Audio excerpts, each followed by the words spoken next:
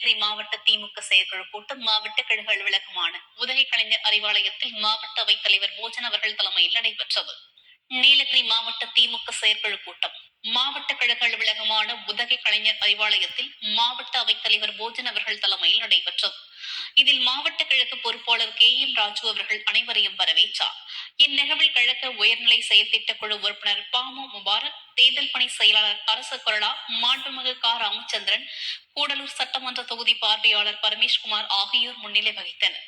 கூட்டத்தில் நீலகிரி மாவட்டத்தில் கழக முப்பெரும் விழா நிகழ்ச்சிகள் நடத்துவது, தலைமை கழகத்தின் சார்பில் முப்பெரும் விழாவின் விருது பெறும் அனைவருக்கும் வாழ்த்து தெரிவித்தும், ஓரணியில் தமிழ்நாடு கழக உறுப்பினர் சேர்ப்பு பணியில் ஈடுபட்ட ஒவ்வொரு கழக நிர்வாகிகள், தொண்டர்கள் அனைவருக்கும் நன்றி தெரிவித்தும் தீர்மானங்கள் நிறைவேற்றப்பட்டது.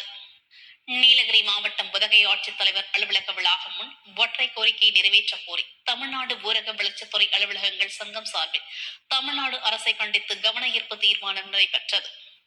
நீலகிரி மாவட்ட ஆட்சித்தலைவர் அலுவலகத்தின் முன்பு தமிழ்நாடு ஊரக வளர்ச்சி அலுவலர்கள் சங்கத்தின் தலைவர் சுப்பிரமணி, வட்டார வளர்ச்சி அலுவலர் துணைத் தலைவர் செயலாளர் RJ பிரான்சிஸ், பொருளாளர் ராஜ்குமார், குஞ்சப்பண்ணை, கோத்தகிரி சலீம், ஸ்ரீதர், சிவகுமார், சங்க நிர்வாகிகள், உறுப்பினர்கள் அனைவரின் தலைமையில் தமிழ்நாடு அரசுக்கு கவன ஈர்ப்பு ஆர்ப்பாட்டம் நடைபெற்றது.